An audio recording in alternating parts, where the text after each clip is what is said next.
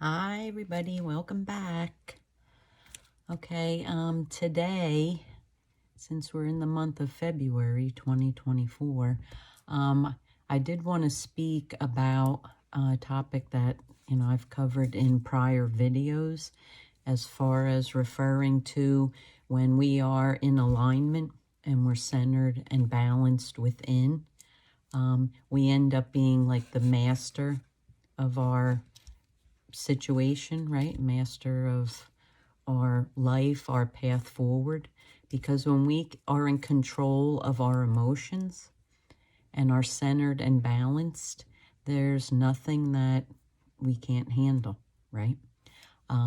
So when we can get to that place where we have that calmness and that stillness within, no matter what goes on outside of us, we're okay because we're okay within.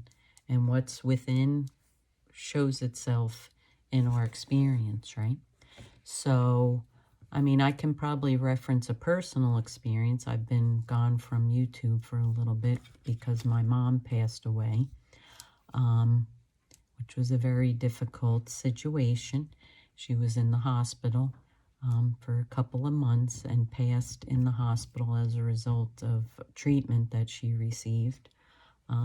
But the reason why I want to bring that up and relate it to what I'm referring to here is because in that experience, if I had that experience with my mom 20 years ago, I was a totally different person. 20, 30 years ago, I was a totally different person. And it really would have, rocked my world, if you will.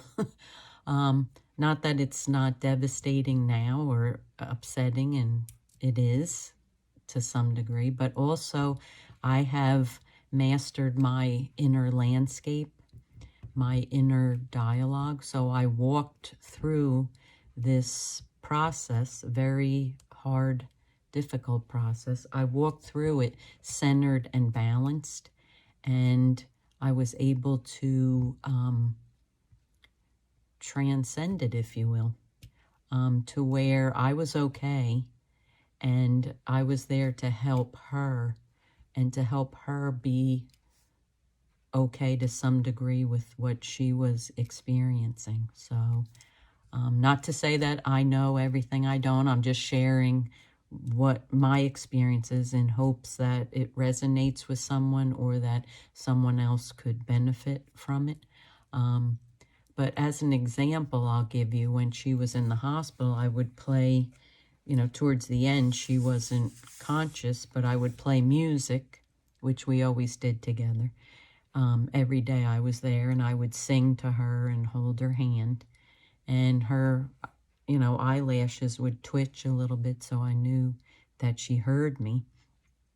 And the beautiful thing of it is, when I had left and I'd go home and I'd come back the next day, one of the nurses there, who was wonderful, I came in and she was playing the music that I was, not the same exact songs, a different group, but the same type of music that I was playing. And I walked in and I just thought, how wonderful is this? Like, I didn't have to be there right at that minute for her to also receive the gift of comfort, right? And music is very calming and very soothing to a lot of people, obviously depending upon what type of music you listen to, but it can be very cathartic, right? It can be very, very healing. So in a difficult process, there are moments of peace and stillness and calmness and being centered and enjoying beautiful music that resonates, right? And the vibrational frequency of the music and the sounds, and it's just beautiful. And then others picked up on it, and then they started to do it for my mom. And I'm sure this particular nurse has continued on now. She's doing it with other patients that she sees. She was wonderful. So there's a lot of little sprinkles of things that are wonderful in the midst of a difficult situation. So I guess the message that I would take from that is, we're going to go through hard things. That's part of life. But when we can look for the little sprinkles along the way that are beautiful and wonderful, it kind of lightens the weight of the heavy experience, right? And it allows us to walk through it and then come through on the other side. Okay? So anyway, I just wanted to touch on that. I thought it was meaningful. It felt meaningful to me going through it, and I thought it might be meaningful for someone else to maybe help them on their journey as well. Okay, so wishing everyone peace, love, and happiness on your journey, on your healing journey. Namaste. See you next time. Bye.